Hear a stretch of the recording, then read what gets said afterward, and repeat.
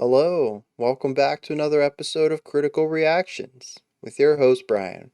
We're going to wrap up this week's theme of gateway songs, looking at tracks that have introduced us to new sounds and broadened our musical horizons. This one came at us from RTQ, who said Coil. Things happen. This song shattered my understanding of music as an art form. When I heard it the first time, I realized that music does not have to exist within genre boundaries, be entertaining, be catchy, or sound nice to please you. Music has unique power to take you to another place, another state of mind. So, that's not usually the description I like when I'm about to listen to something. Music doesn't even have to sound good. Okay. But, as usual, I'll go in with an open mind and we'll fully explore what Coil is bringing to the table today.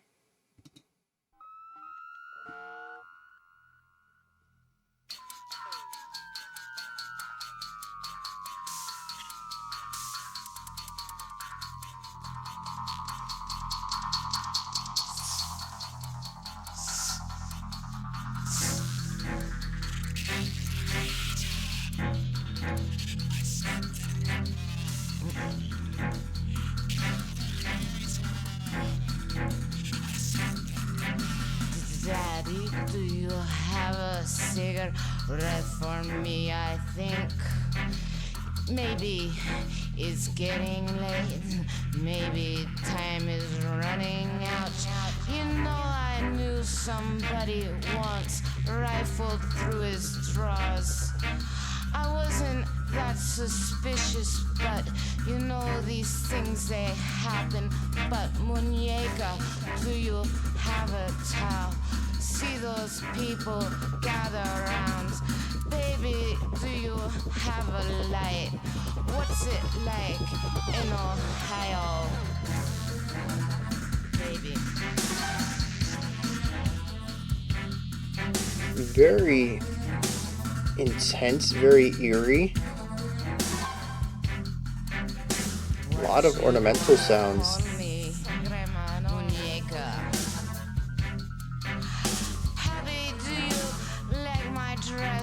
You know, I think the color pink suits my complexion. Or is it a reflection of the sky outside? You know, why those people are crowding around? You know, I think your time is running out. What was your name anyway?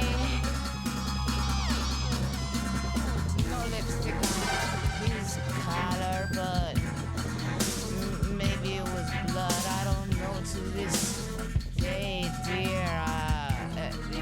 Do you have another? I'm waiting for this to go somewhere and I don't think it's going to. Did you leave that on the side? Do you have another cigarette for me? You know, where I had somebody once. We used to cook a lot. It was, do you like chilies in Ohio?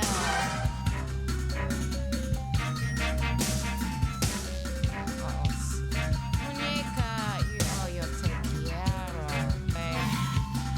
Yo te quiero, anyway. Muy bonito. Where'd I leave my matches? I thought they were on the table there. By the way, do you have some cash for me? Because, you know, I have to get a cab somewhere after here. You know, I don't want to push you, but, you know, I've got to go someplace. There's something burning in the kitchen. It's very interesting to use this type of vocals.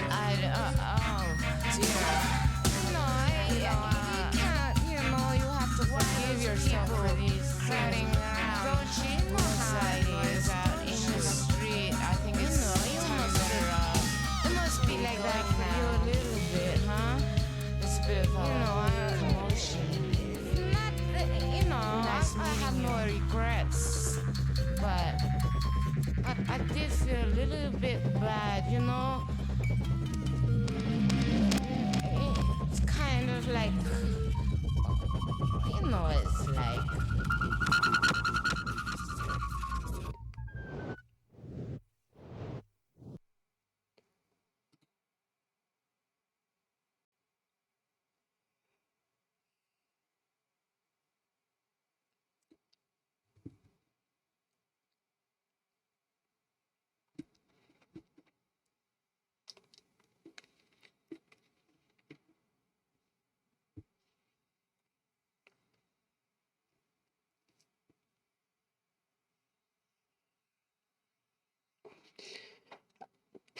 I don't know.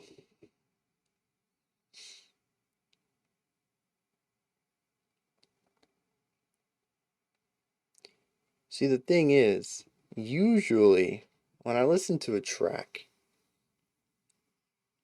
I'm multitasking.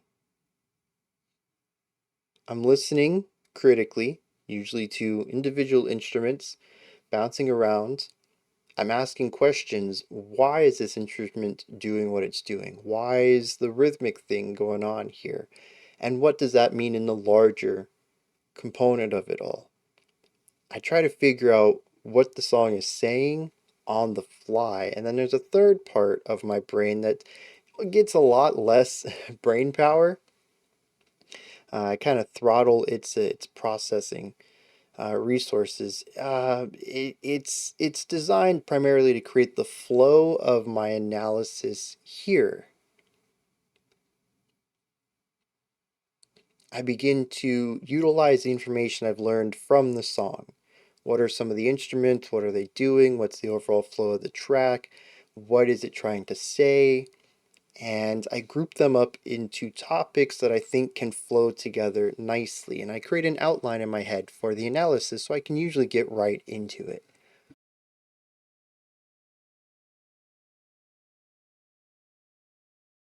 I never hit the analysis outlining segment. I was so perplexed by what was going on and spending so much time trying to figure out what I don't even know what I want to talk about, much less have it in a way that's has a nice flow to it.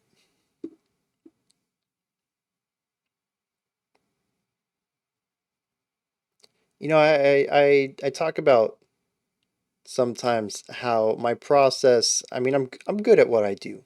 All right, I can pick up on things rather quickly and form thoughts about them rather quickly and then dig into that on the fly during the analysis. I know some people enjoy my channel for the sort of the spectacle of it. How does he pick up so much? How does he remember it all? How, is it all such a cohesive analysis by the end? And I think some people like to see me get stumped, and there's been some tracks in the past that have done that. This is this is another one of them. There is a limit to my skill. This is something I would need a few listens on to form some thoughts, and then I could express them. So, I mean, from that perspective, I think this is probably going to be more of a typical reaction video. I don't think the analysis on this is going to be too deep, but I've surprised myself in the past as I go into this stream of consciousness, go with the flow type of stuff, and just speak what I think I want to talk about. And sometimes I wind up on profound things, but it's never a guarantee. Um, the first thing that stands out to me is the spoken word, the delivery of the vocals. Now, this might not be what stands out to most people. The music comes off eerie, eclectic, odd, and that's the first thing we hear. But that's not the first thing that stands out to me. It's certainly a unique element, but when the vocals came in, I was like, okay, this is something I need to pay attention to. The vocals are delivered in spoken word. There's actually a lot of elements in it that feel closer to speech than performed poetry. Granted, I think all of this was intended, it was intentionally put into the delivery, but there's some, uh, you know, uh, those kind of sounds in it. In fact, those specifically show up quite a lot. Is something that started off a few different lines towards the end of the track. In fact, I have the lyrics pulled up already because Spotify is kind enough to actually have the lyrics. I wasn't looking at them when I was listening to it, but they are here. It says, do you have some cash for me? Because, I have to get a cab somewhere after here, I don't want to push you, but, I got some place to go. There's something burning in the kitchen, right? There's a lot of uhs and you knows and ums and little phrases that space out sentences and provide various forms of flow and function outside of pure information delivery that is a part of normal everyday speech, but not typically a part of poetic delivery, whether it's spoken word poetry or sung poetry, or even rapped. I think it's really interesting to put it in here. It creates a more conversational element to the vocal delivery that makes it almost feel more like, at times, maybe even captured performance in a sense that it isn't performed. Again, I think that it is all intentionally placed. I don't think any of this is on the fly or even unintentionally performed, but it gives the illusion that they just happened to have an audio recorder around during a conversation and this is what they caught. And I think part of it too, and we'll look into this when we get into the lyrics for real, but even just reading that little excerpt there, it's cyclical. Not every line is maximalized for information effectiveness. A lot of the time when we talk about poetry or lyrics, especially in rock and metal, which tend to have less lyrics in them compared to guitar riffs or drum patterns. The music tends to take up more space than the lyrics do. Um, I think that there's a focus, at least for me, on maximizing the limited time you have. If you only have 16 lines in your song, ignoring repeated lines like from the chorus, well, you need to make sure that each one says something important because you don't have a lot of lines to work with. But this sort of takes the opposite approach to it. Many of these lines repeat something that we already know or completely just say something that is space, it's filler. It doesn't feel like lyrics at the end of the day, is where I'm going with this. And I think it's really interesting to have this combination of the delivery and the lyrics themselves to feel conversational, to feel lived, to feel like real life. There is a rhythmic cadence to all of it, and that's what leads me to think that it isn't field recording, that it is intentionally crafted and performed this way in a studio rather than caught candidly in life. But that illusion that sort of breaks past that and says, well, what if it isn't? What if it is just some candid conversation? I think is a really cool element of this track. And coming from that illusion, the music actually feels more sinister. The music itself is highly tense, exceptionally dense, and almost feels like it actively pushes your ear away from it. At least that's how it was for me. I found it really difficult to focus on anything except the vocals. Anytime I tried to listen to what an instrument was doing, it dove away from my ear. Does that make sense? It's like when you put a flashlight on somebody and they like immediately run or dive for some bushes or get behind a tree or a wall or something. They don't want to be seen. And now that they are, they go into immediate flight mode. Don't look at me. That's what the music feels like. all of it is very tense and frictional. There's a lot of dissonance at play in the music. My ears don't like that, so I think there's a part that even my brain was like, actually, how about we go back to the vocals? That was nicer. Um, but there's also a lot of movement to the instruments, the melodic lines, the ornamental bits. There's a lot of panning going on. It's not even always full panning. It's not like, oh, we're on the right and now we're moving to the left. It's like we come center and we just want to kind of hover in this area. It just doesn't want to sit still. It doesn't want to be heard. There's volume being played around with a lot of this stuff. Quieter and softer rises and falls in that. Um, I don't know. Nothing really stands still. It's like the musical equivalent of the jitters. You just You're just always moving something, and like someone holds your hand, like stop tapping your arm, and you're like, okay, and you just can't stop jittering or fidgeting, and that's what the music feels like. And so the music itself, the notes, the intervals, they're all tense. They're all dissonant, but there's also something anxious about the way they're presented. The fact that they can't stop moving, the fact that it's not even just one sound, but everything feels like it's just vibrating around me. Nothing wants to stand still. And it is just uncomfortable for me. It's uncomfortable for me to listen to it, to focus in on it. I don't like the sound of it. So much of this feels like it doesn't want to be heard, but it's been forced onto a stage anyway. And it is so tense and nervous about being here that it can't help but for that feeling to be presented through the performance into the listener as well. I don't like it in the least.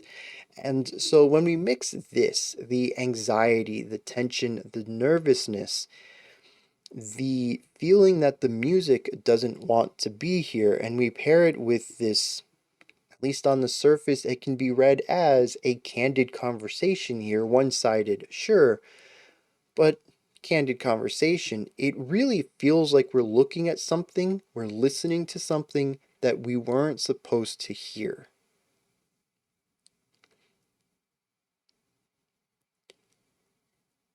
And so there really isn't anything in here that I would classify as avant-garde. There's certainly some elements that are pushing against what would be palatable music, but nothing in here that feels so over the top or completely different as far as proper compositional technique goes.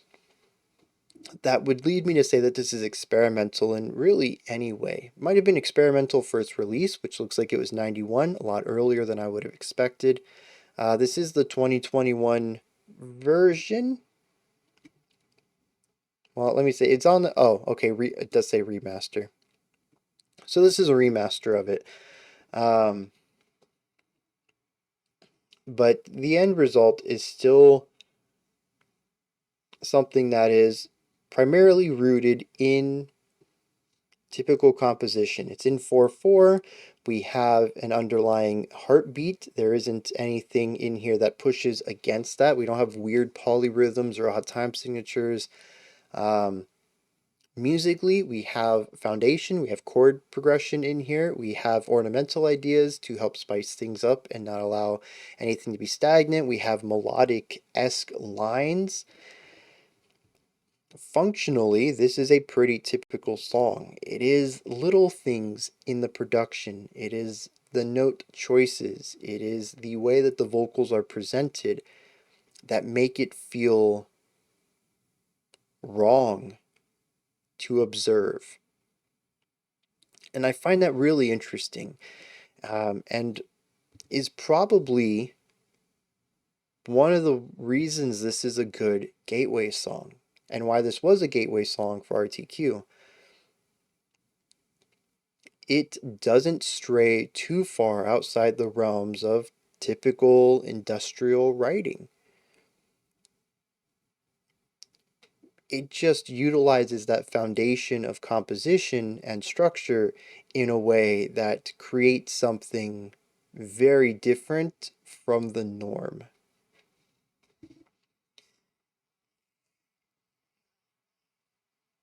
And that's always going to be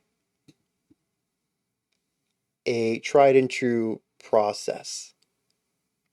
Well, no, not a process, 'cause you can't really make yourself out to be a gateway or a bridge songwriter. I mean, you can try, but that doesn't mean that you're necessarily going to be that bridge for people.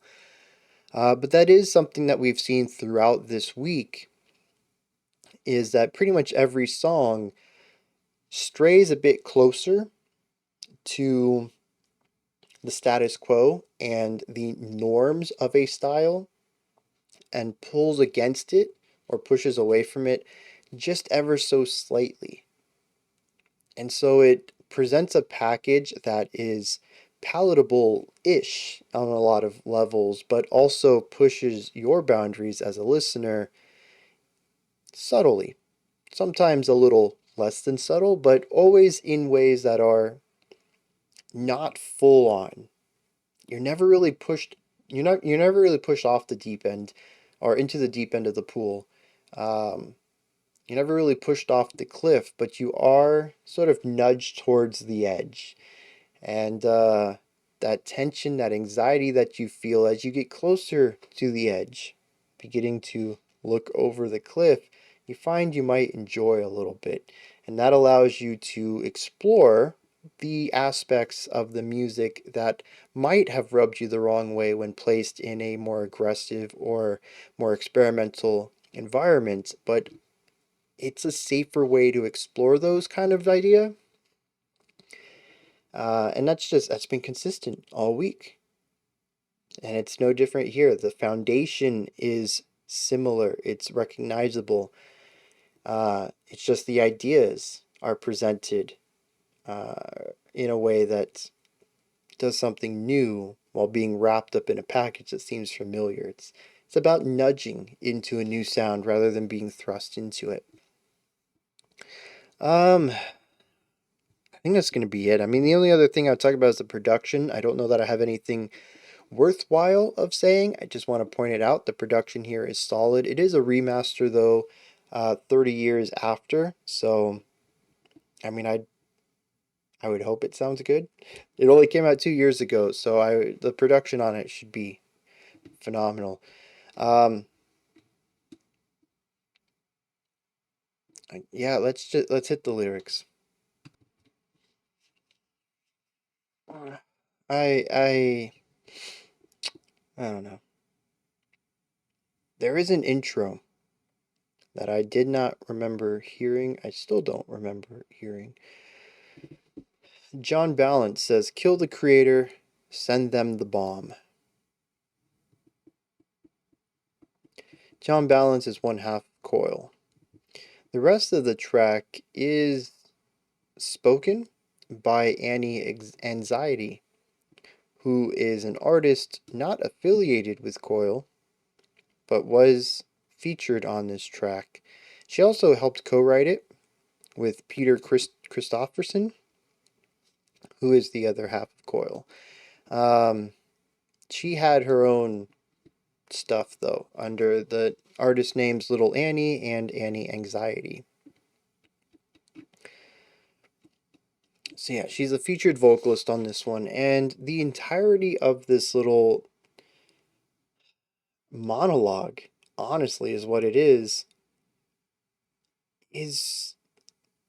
she's talking to somebody who is presumably maybe a friend. The very first line is, "Do you have a cigarette for me?"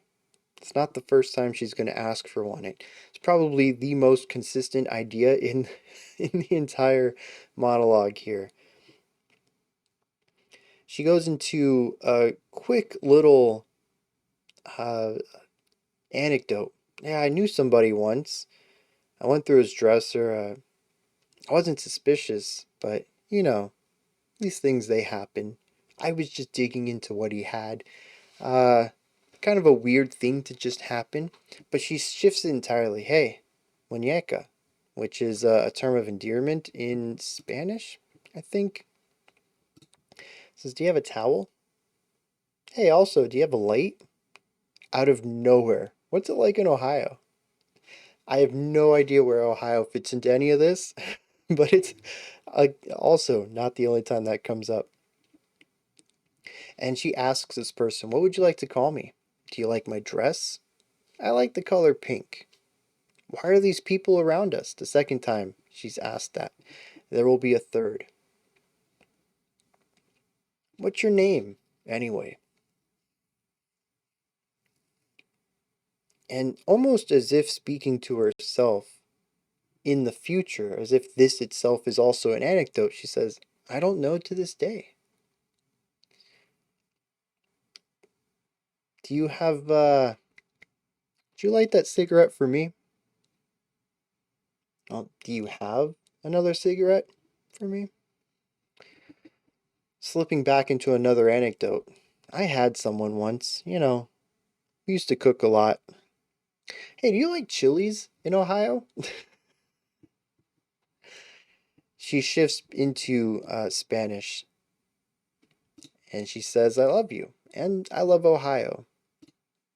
Anyways, this is all very nice. Where did I leave my matches?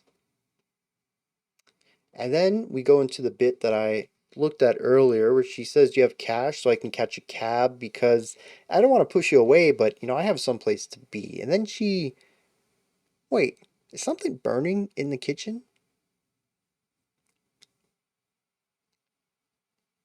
Completely shifts gears. You have to watch yourself, right? And why are these people crowding around me on the street?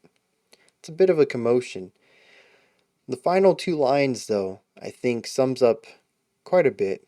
I have no regrets, but I did feel a bit bad. It's kind of like, well, you know what it's like. And that's it. It's sort of vapid. Those final two lines. I don't regret anything that I've done, even though I've done some bad stuff. Maybe this whole anecdote I just went over was something that I'm not too happy with how I handled, but it is what it is. I've done it, you've done it, we've all done it, we've all made some mistakes in our past. But it's kind of like, well, you know what it's like. You've done it too. And therefore, I'm exempted from the guilt and anything else I might feel about it because I'm not the only one who's done something like this. And you don't have to confess to have done something like this. Whatever this might be that I feel bad about, you've done it too. And so have they. And so have they. Nobody even has to confirm it. I just know everybody has because, well, you know what it's like. And if everybody knows what it's like, then I'm really not that bad of a person. And it's sort of just this line that feels like a throwaway, but I think encompasses a lot of the mentality here. And it made me go back and reevaluate some of this. In fact, there is one word that appears in here more than anything else. I. There is not a single consideration for this other person she's speaking to, and it is written like a monologue, but expressed as one half of a dialogue. One instance in particular, did you light that cigarette for me? Oh, well, do you have another for me? There is this implication that there was a response to the question that we just weren't privy to hear. And I think that elevates the idea. Everything is about this person, her anecdotes, these people that she knew. The first one who she invaded their privacy, the second one who, the only thing we know is they like to cook a lot. The times that we do hear anything about someone else, it's a question for them, for her. I used to like to cook with this other person I knew. Hey, do you like chilies in Ohio? It's even impersonable. impersonal, impersonal. She doesn't ask if you like chilies, the person she's talking to. It's do y'all, do you Ohioans like chili? Is it something y'all enjoy here? It's not even just what do you like. It's you as a collective. It removes any personal component to it so that the only personal person here is I. It's me. I'm the only one who's a full, unique, explored person. Everyone else is part of a group. They're a collective. They're people from my past. They're people of a group. No one gets to be unique but me. And so there's just a really strong narcissism running through this entire monologue. And the fact that the other side of the conversation is completely removed, where you can't even hear it, removes the voice of this other person that she's speaking to. It is the complete removal of identity. We don't even know. We don't even know their gender. They are literally just a you. They could be anyone. But her, she, Annie, is someone. And that's why we get her perspective, her thoughts, her anecdotes, and she gets to be a singular I and not a royal us I. Is there a royal us I? No, there's not. I is always singular.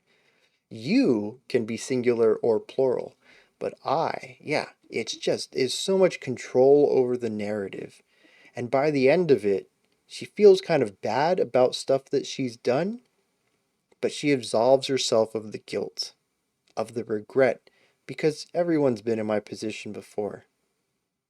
Y'all know what it's like. Once again, removing uniqueness. We are all like her, and thus she gets to be unique and not feel guilt, because we've all done something like her before. The narcissism that you would believe that everyone would have done the same thing you did, or has done the same thing you did in a similar situation. In a lot of ways, this is feels like self-telling, completely narking on yourself for some terrible stuff you've done and showcasing a really strong sense of entitlement to one's own story, removing any sort of agency from those around you. Now, of course, I'm not putting any of this on Coil or Annie. I'm putting all of this in a character that they're playing or presenting here, whatever the story is for this track. Um, I think it's a really interesting song because now that I see it from this perspective, the fact that the music doesn't want to be heard almost feels like the auditory version of Streisand effect, which is in the fact it's the phenomenon that when you try to hide something, even more people are going to know about it.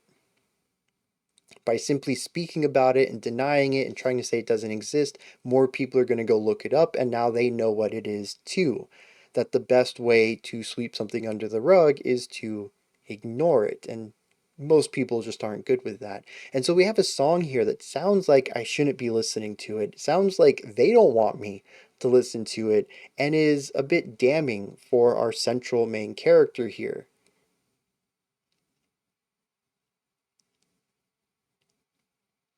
It all kind of comes together to this really weird feeling of performance art, of something that like a recording that was meant to be hidden and has been exposed. And that's fascinating. I've never heard anything like it before. And I don't know how often I will ever talk about these same elements of a song combining to form this feeling of art for me. It feels highly unique and singular in focus and execution, and that is phenomenal. Those are my thoughts on Coil's Things Happen. Let me know yours down in the comment section. Give me your thoughts, perspectives, opinions, any of it. Let me know how you feel about this track. and your relationship with it. It is, I still don't have proper words to talk about it. It's going to need a couple listens from me. Above the comment section in the description box, you'll find a link to Linktree. You can find a link to my much more palatable normal music. I say that, and then I have like a whole playlist of experimental things that need a lot of work, very different from usual stuff. Anyways, my music, ways to support the channel, link to the Discord server, so much more. Above that, if you could, like, subscribe, and ring the bell, I greatly appreciate all three of those. That wraps it up for today. It also wraps up our theme. Be sure to drop by tomorrow, 5 p.m. Eastern Standard Time, 9 p.m. UTC. We're going to be checking out some brand new music. Until next time, remember to be critical, not cynical, of the music you listen to, and have a fantastic morning, afternoon, or evening whenever you choose to watch my videos.